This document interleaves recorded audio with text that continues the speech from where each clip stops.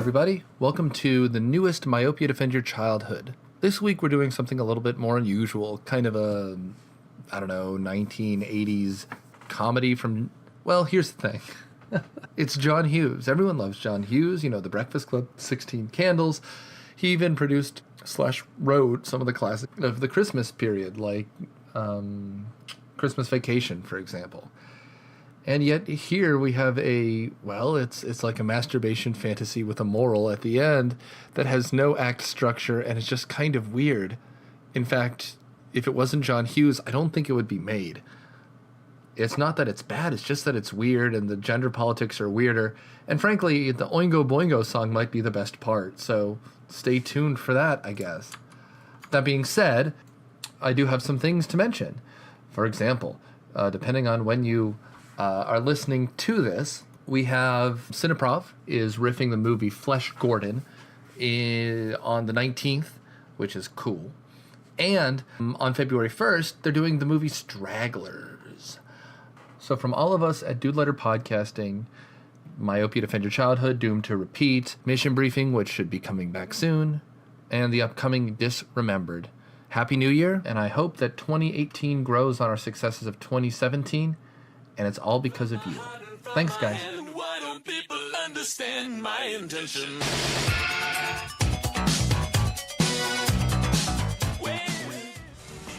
Hey, Kevin. Hey, Cornflake. So we host the Flopcast. We cover nerd and geek subjects of all types, but this is sort of a sillier, goofier side of geekdom, I'd say. We love to talk about music, especially funny music. We talk about comic books, conventions. Saturday morning cartoons. Oh yeah.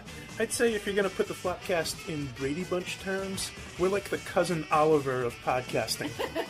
And we do a ridiculous new Flopcast episode every week.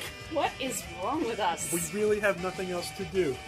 We're part of the Earth Station 1 podcast network. And you can find us at flopcast.net. It's my creation.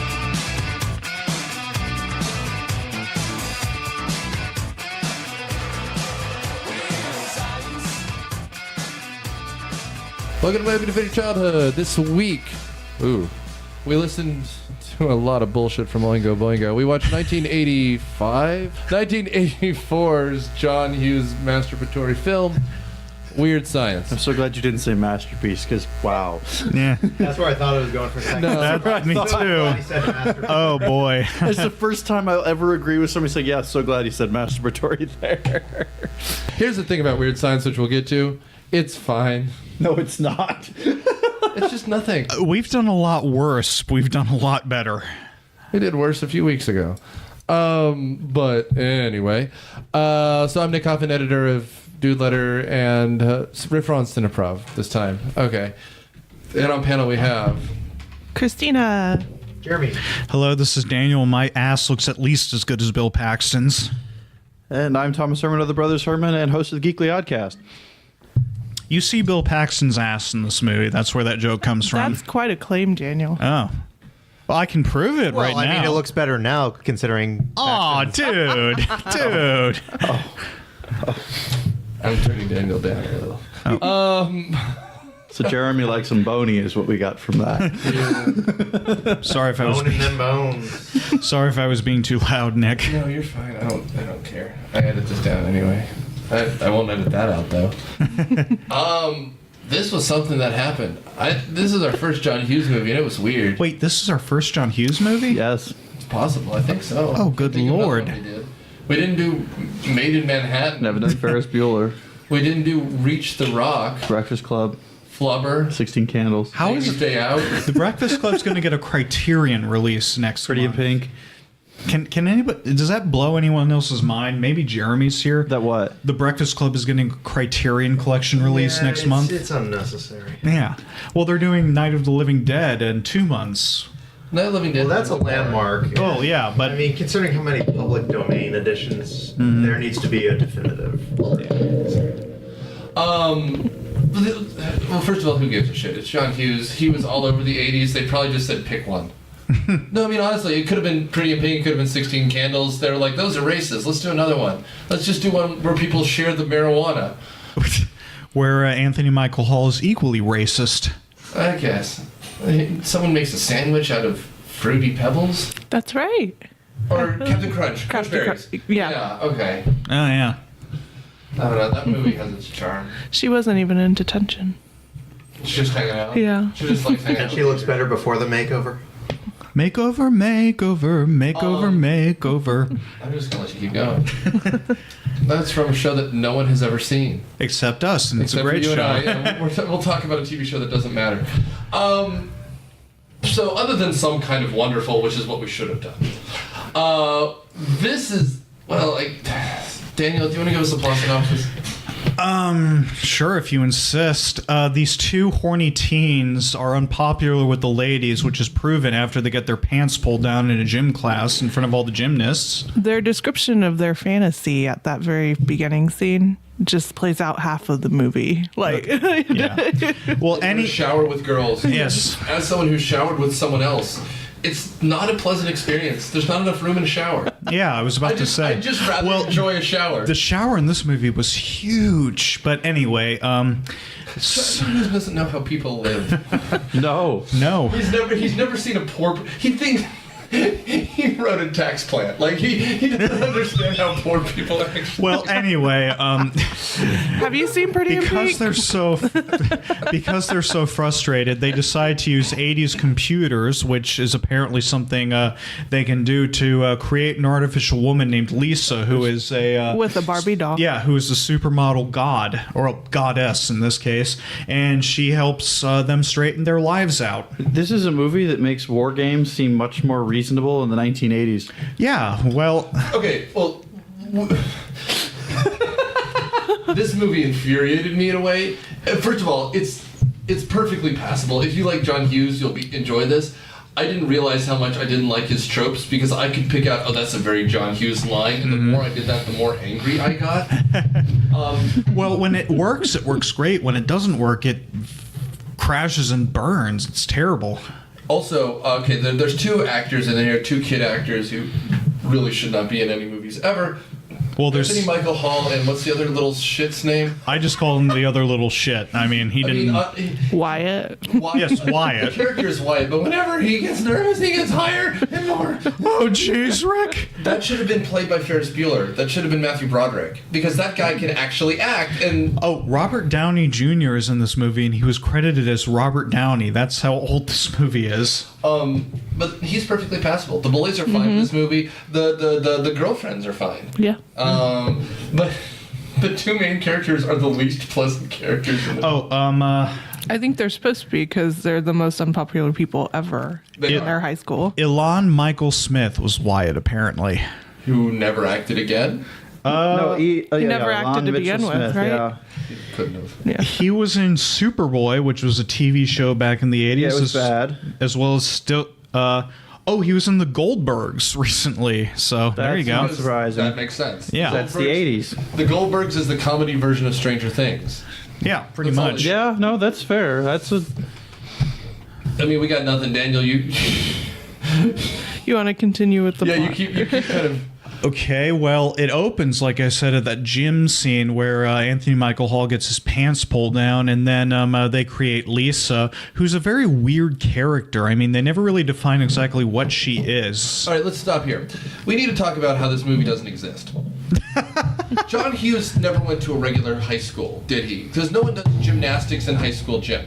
Well, this was... I mean, Thomas, you can talk to this. This was back in the 80s, or at least the early 80s, when public schools were actually well funded. No. No, you're not actually... No, because if you go to the right... Because this goes back to John Hughes doesn't know how normal people live.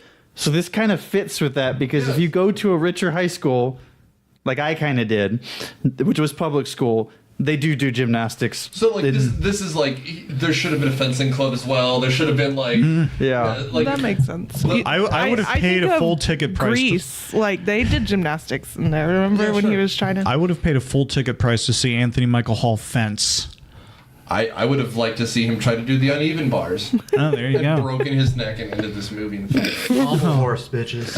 I feel like the gymnastics scene was necessary just to set up for the gymnastics event. And nothing that is Wyatt, worse than yeah. someone laughing at your penis. Right. Yes. I mean, Well, as you know, Christina, nothing is worse than It's somebody. so terrible. let's say you put men back in their place, you just go, ha! When you see a penis. My dick gets laughed at all the time. Want to chime in on there, Thomas? No, that's good. I think we should just leave that one hang. Just let it No drip words. there. Just no words. Your guys' marriage really works. I'll drink to that. Hey, I'm getting old. Apparently, a great concern is making sure I don't sit on my own testicles. We'll be fine. Oh God. That is a problem, The Nick Christina. Man spreads is what we got from that. I wear supportive underwear now. I'm wearing a push-up thong. You should just try ladies' underwear. That's right. Yeah. So it lifts and separates? Is that? Well, that's what I think Wyatt was wearing in that opening scene, because it's like one of them was wearing underwear, the other person was wearing like A thong. I He was wearing guess. hers. No, he took a jock-strap. He was wearing a jock-strap. It was... Hip huggers. Now, I will say, no one ever looks good in a halter top, let alone men. That was a weird thing. Looking back at even... No, he's the most androgynous guy, like, in the entire movie. Like, you could have put a wig on him and potentially convinced people This he was is a the woman. most 80s movie that ever 80s. I mean, It's up just there. yeah. I mean, just the way that it looks. I mean, everybody dresses like they're Bret Easton Ellis characters. They almost invited a black person. Yeah, except that whole scene. Jesus. Yeah. Straight Instead, up, they were bitch. the bartenders. They were the servants. Yeah, no, they didn't think any of this. Women almost got lines, but then didn't. It was something. They were almost characters, but then they weren't. So, Imagine that. not unlike a... They almost got a brain in that one, too. I think we should- If they only yeah, had a see, brain. What's up with that scene though when they're creating Lisa and all they're doing is like feeding images into a scanner? So they like feed an image of Albert Einstein into His brains. their computer, and it somehow gives her the intelligence of Albert Einstein. A production then they- assistant had to get rid of all of his Playboys because his mom was coming for the weekend, and they were just feeding it into the shredder. That's what this... I know that's practically how it worked, but how's that work in the universe of the movie? I mean, it's an 80s computer. You can't even run programs on that. On a 5 1/4 floppy. I mean, were they saving Lisa's personality on a cassette tape? What the To hell the were left, they doing? you see a boarded-up White House is about what you get from the 1980s. It had jiggle physics too. They designed her breasts on like a CAD program, Yeah. Yeah. which is something. I Jiggle physics. jiggle physics. Well, that's how they described programming Tomb Raider, I think, with Yes. jiggle Yeah. physics. And Dead or Not Tomb Alive, Raider if you 1, remember though. that movie. Not that movie, that video game series. What'd you give it again? Dead or Alive? Oh, yeah.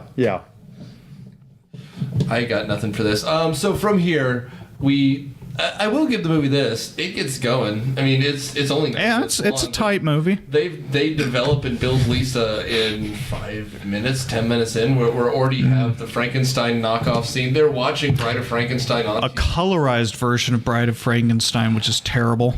Buddy, it's Ted Turner's America. Who gives a shit? I Like, know. no, I mean, you're barking up the wrong tree if that's your problem. They should have kept it original. That's not the problem that should be happening with this movie. It exists is a bigger problem. There's an episode of The Simpsons where they build a monorail, and the guy's talking Monorail.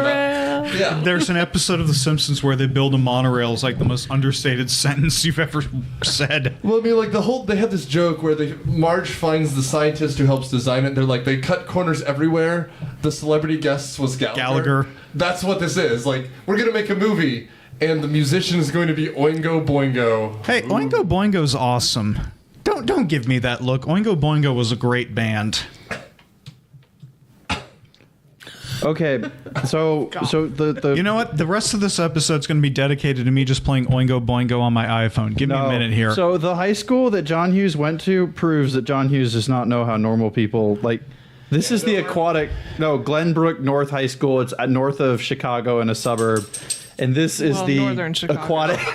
This is the aquatic center. Good Lord. I was just like, okay, I want to know, and then like It explains so much about this John is their Hughes. track. Because he was probably the Like, geekiest guy in the rich high I mean, it's school. pretty That's par for normal, course. but I'm just like,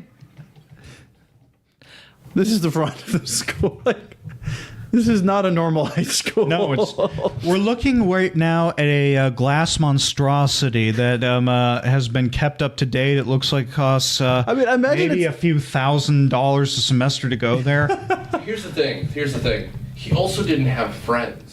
No, I mean, like, I'm sure he was a charming guy who died of sexual asphyxiation at 59. I don't know how he died. But here's the thing. He collapsed on a sidewalk in Manhattan. But here's the thing, Daniel, Buzz Killington. This is not how people act. No. He thought this is someone who just wanted to hang around with 16-year-olds. This is like a Michael Jackson was a director. You know what I mean? Like, there's just nothing that feels like this is a person who knows how social reactions work. He's just like, we will be friends with girls because we will impress them in some way. Do you have a specific example or a scene where that's the case? Them meeting the girlfriends. This is not how people meet girlfriends. Like, because, like, I get that this is like a masturbatory fantasy of them developing, but all she wants to do is help them be human beings, right? Right. So they drive around in Ferraris and Porsches, and they have a party with 600 people where they don't really drink.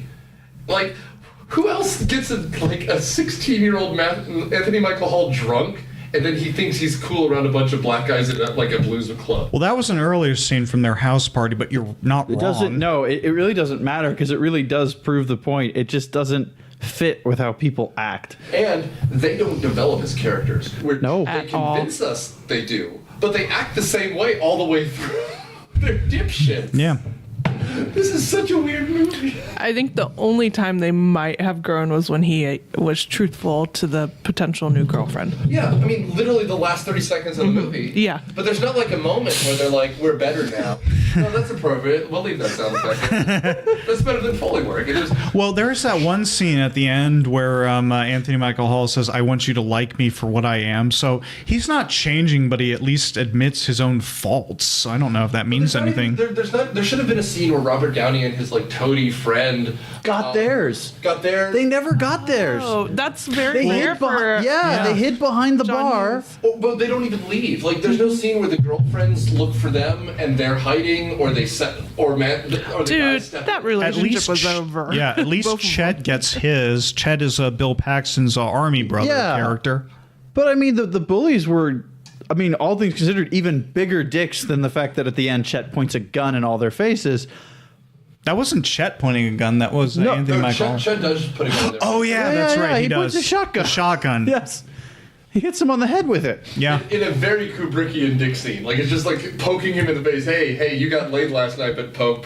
Yeah. Poke. It's weird, man. There's some weird phallic imagery in this for a kid's movie. Not that least of which was that missile that they created this is in the middle of their an home. early teen movie. This is not a kid's but yeah, it's You added a few scenes. This could be a film that has a moral and is aimed at a younger audience. But then they're just like, but John Hughes. Well, there was a lot of nudity in this for a PG movie. Yeah, there's a weird scene where it looks like the RCA logo or something, or no, the Maxwell logo, where there's someone who's so impressed by the sound they're being blown away. This woman who is dressed in like, like a 80s pink sweater and a skirt gets like her clothes get sucked away and then she gets sucked up a chimney and spat out into hell. They're trying to recreate Lisa for Robert Downey and his friend Robert Downey Jr. And when they do that, it just creates all these weird weather effects. And while that's happening, the woman gets her clothes sucked off. It's science. It's Yes. weird. Climate change. It's weird science is what it is. That's what happens when we go to the metric system. True. It's a weird moral tale. It's a message movie. This is what happens when the Ruskies get the bomb. So wait, you're telling me they programmed her in feet and did it in meters? And then they crashed into Surface of Mars. I did like Lisa, but it's impossible to hate Lisa. I mean, Well, because she's the only charismatic Bond we have in the whole movie. yes. And, I mean, frankly, she is the closest to a Ferris Bueller-like character because she's just the one who's in charge of the movie. Well, Yes. she's God, basically, in the universe of this movie. She's able to create things from scratch, and Well, now here's a weird. question for just a fun fan theory because the rest of the movie is a steaming pile of effluence. The question about her is do you think they honestly created Lisa? Because at the end of the movie, she goes off and does something else. Do you think she just popped in for a couple days and then just keeps doing that? I think they create Better movie. Much better movie. She's just a crazy person who just walks in like. Oh. She's God. Lana Botham Carter's character from like Fight Club, and she just Yes, through movies. better movie. She just floats from person to person's life and screws everything up for a couple so days. she's the prototypical manic dream No, she's pixie the girl. No, she's the sexy cat in the hat. Oh, there you go. For all those in Rule 34 forums everywhere. We have a sexy cat now. I have made this movie better. You are welcome. That's really funny. My mind is now blown thinking about a sexy cat in the hat. I just don't know what I'm going to do with my life. Oh, gross. That's really gross. I don't know. There's not much to this movie. So after creating her and she does shit, they go to a bar, they get drunk. Well, she showers with them first and is like talking about how fun it is to shower, and I'm like going, you guys are still wearing your clothes. They are. And that's a gag. That's actually a joke. The guys. I thought the bigger joke was they're both in the shower with her. I thought that the bigger joke was that they cut away right as they're panning up her legs, and they cut away right before they get to her butt, and then cut back to her. Because there's a difference between occasionally flashing a nipple and a full-on frontal. Well, it would have been a full-on back though. Buttle? Yeah, A buttle. full-on buttle. Yes. I was gonna say it's a good gag because they want this so bad because they think it's something they can handle, and they can't even handle someone who they literally created. They can't even. Well, I mean, So apparently people return real dolls all cut up. Like people, What? this one didn't have organs, like that kind of shit. The realistic sex dolls end up all the, and I'm pretty sure Anthony Michael Hall might be a normal person one day. The other one, Wyatt, he's murdering his sex doll. Right? I feel so bad. There's no ovaries in my sex doll. This one didn't have any organs inside. Where's her heart? Wyatt, inventor of the fleshlight. I felt her chest, and there was nothing beating down there. There was nothing beating. She wasn't alive. Her eyes. She beating down there. I was just going to go to the Jaws thing and go, her eyes were like a doll's eyes. But apparently you have officially won this round, good sir.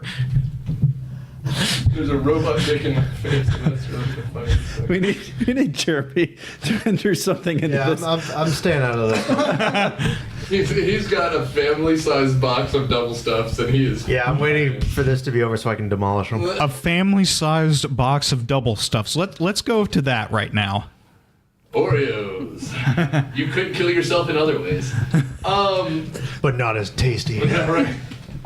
Oreos, technically we're all killing ourselves, just very slowly. Another Stranger Things. We need to talk. I mean, Do we need to? This movie is nothing but like weird scenes. There's no plot. Like this is not a movie. Bad This is a sex sketch jokes, comedy. weird scenes, and it doesn't even have a full 3-act structure. Yeah. No, I mean they go to the club. They wake up. They're drunk. Chet shows up. He's an asshole. They go to the mall to try to do whatever. We Robert don't have Downey a defined Jr. antagonist. Robert Downey Jr. Chet's the dumps closest. ices on them, and that's about all that happens in the mall. We don't even have a defined antagonist. I mean, yeah, Chet's a bit of an antagonist to Robert Downey Jr., but we really don't have a conclusion for that or a build-up because when you They get are to- their own antagonists. Yes, they are. That's Man versus self. That's the theme of the movie. Man versus right hand. This is. Oh, there you go. Well, we do Great, another have year I got to send a Valentine card in my own hand. we do have an antagonist actually, and he shows up right towards the end, and it's the henchman that was in the Road Warrior. Well, half the Road Warriors cast shows up, and I think it's supposed to be like because there are weird scenes with the parents that don't matter. No. And at the end of the movie, not Chet, the other one, Anthony Michael Hall is an orphan because his father has completely lost any memory that he exists. Gary, yeah. Magic wore off, right? No, because when he drove by in the Ferrari, he's like, who's this Gary you're But the talking Ferrari hadn't worn off yet. That's Yeah. fair, maybe, yeah. I think it's like a dream of when you're a teenager and you want to rebel, but you can't because you don't know how or you're too scared of your parents altogether. And First of all, let's make this better because you're right. yeah. But they should have established all of this. What they should have Right. done is had Wyatt or whatever in his room, And the Ferrari's the poster on his wall. The woman is the Farrah Fawcett poster, or Or poster of just her. Yeah, exactly. And then that's what comes to life. That makes then you sense. establish the fact that he's living in his own head, but he doesn't know what happens if he actually got his dreams. But at this point, I like that the movie gets going, but there's nothing to get going on, right? There's nothing. Like, I get that they embarrass him. That's fine. But then he should be like, well, in the world of Myopia, I am the king. Right, which is something they did in this season's Rick and Morty, where you have this dream world and that goes badly. That's an interesting idea. There's no interesting ideas in this. He wanted to direct Animal House and can't. He's not funny. It's better than life without the full consequences. He is funny. He's just not funny with this particular genre. He needs a female main character who feels out of place. That's where he's best. 16 Candles. 16 Candles. It's half of his movies. Curly Sue. Faye in Ferris Bueller helps balance at least to some degree, not by much, but at least. Silk Stockings. That's the other guy. The other guy was in Silk Stockings. Yeah, Wyatt was in Silk Stockings. Home Alone 2. Drill Bit Taylor. He's better with women. That's what I'm saying. I was trying to think of 16 Candles and Pretty in Pink. Those are the two. Oh, there you go. Because Pretty in Pink was just a remake of 16 Candles with the ending he wanted and not what the studio told him to do. Yeah. I don't know. This movie frustrated me, not because I thought it was bad, it's because I thought it could have been better. Well, we know it could have been better because John Hughes has done better. At least I think he has with like Ferris Bueller and Planes, Trains, and Automobiles. Christmas Vacation, National Lampoon's Regular Vacation, Home Alone, Uncle Buck. Well, I'd say this is better than Home Alone. I like Home Alone. All right. You're wrong. Okay. You're still wrong. I accept that. Didn't he do the script to Dennis the Menace back in the day?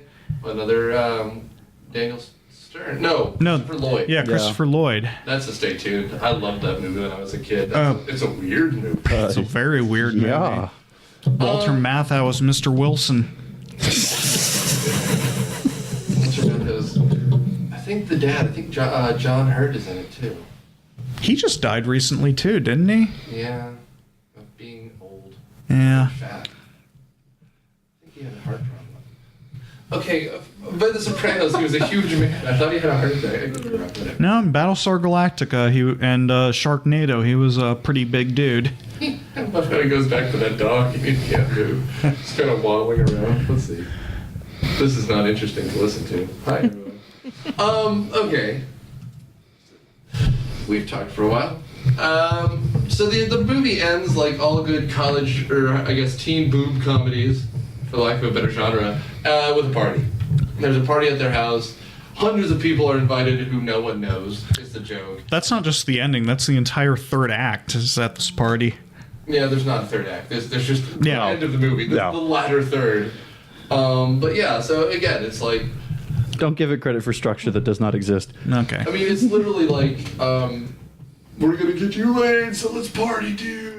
It's what it is, right? That would have been better. Yeah. They stayed in the bathroom the whole time. Well, there's that great dragnet scene in the bathroom when they're in the shower stall, like talking like Joe Friday, right? So, I imagine this is what happened. So I'm sure John Hughes, like a lot of writers, would like write down these little great ideas for little vignettes or things like this. And he had a bunch of them just sitting around, and he tried to force them all into one movie, and this is what we got. Thought two. This came out the year before Ferris Bueller. It did? Yeah, this is 85, Ferris Bueller is 86. Oh, wow. I think they were filming Ferris Bueller in another room in the same house, so they had to only use the bathroom. Therefore... Or something, because this is a movie house. This house does not exist for normal people. There's 7 bathrooms, 8 bedrooms. Oh, yeah, that was the big problem with all of John Hughes' movies. Every place that anybody lives is like a castle. He was filming in his own house. Like, that's the only thing I can think of. This is not where people live. This is where John Hughes runs around naked all day. Can we talk about how someone took a shit in front of another guy, like in this movie? Yes, he's not wrong. Oh, yeah, that's right. They're in the bathroom. And he says, yeah, yo, dude, turn the fan on. And you're like, and he stuck around. He didn't leave. His buddy took a full-on deuce. Well, and then he's like walking around with matches maybe he after went that. to the shower.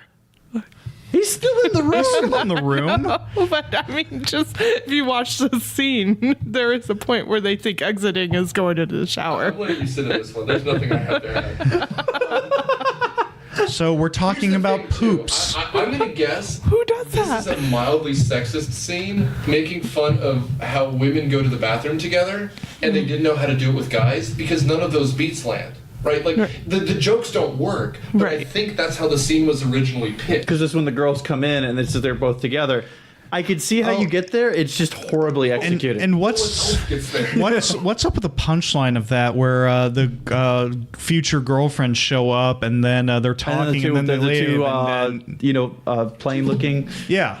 No, they're pig women. Yeah, okay, yeah, trying to be. I hate that Nick used that term, but that's not inaccurate. Because if a woman is overweight like that, they don't dress that way. They made them look like pig women. They even pulled their hair back so their faces were more like piggy. Like, they made an effort to make them look like chuds. That's not okay. That was... So they went into makeup one day. They went into wardrobe and they said, make these women look like monsters, and then they left. Makeover.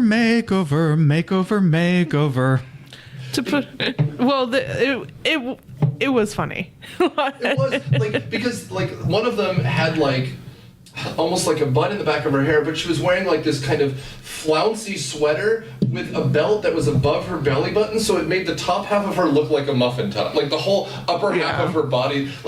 Again, if you're overweight, you don't dress that way because you look like a monster.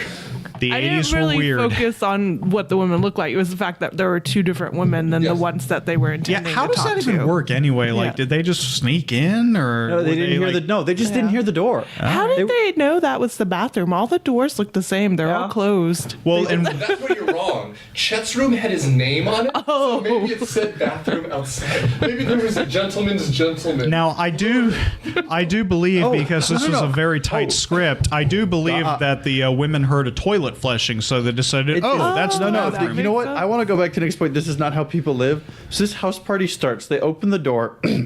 There are hundreds of people outside the door. We zoom out as everybody is hoarding in right into the room.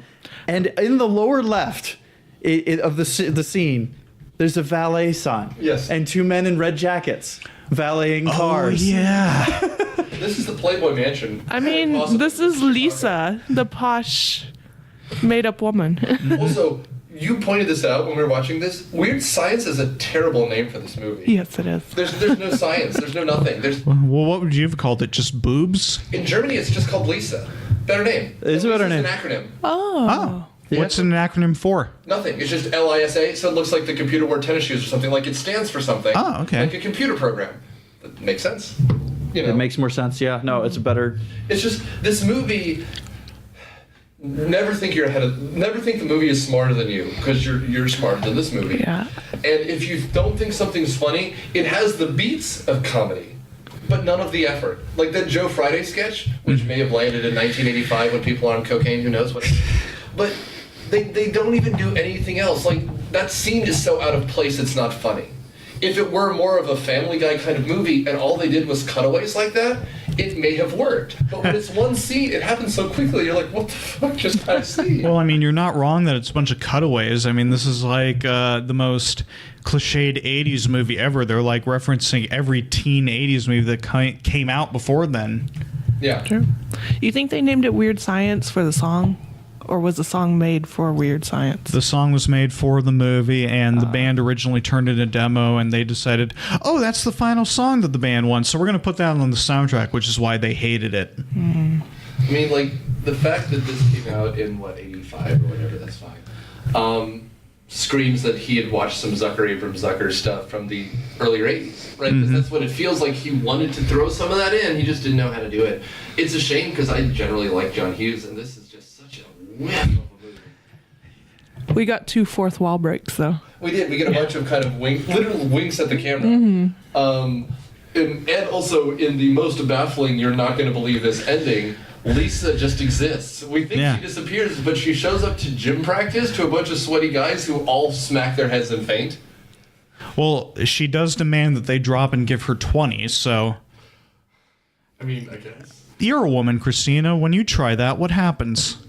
Thomas hits himself in the head because he can't do 20 push-ups. I can do 20 push-ups, my friend. Over an extended period of time. Over 3 days. For 40 days and 40 nights, Thomas did those push-ups. But it's a weird scene because, first of all, it doesn't belong in this movie. Second of all, is she dead? Question mark should not be the last thought we have for a computer woman that was printed on a dot matrix print. Like I said, I never understood what she was. Was she like a simulation? She's a sexy cat in the hat is what we were going with. What does the military have to do with this movie? They're the only ones with the server processing power to be able to handle the stupid program that they put together. So again, So technically- in the movie, she should have walked out at the Air Force base or whatever. Like she should have been naked at the Air Force base. No. She should have been dressed in like a colonel's uniform walking out or something. So She should have been naked and then killed the colonel and your clothes, give them to me.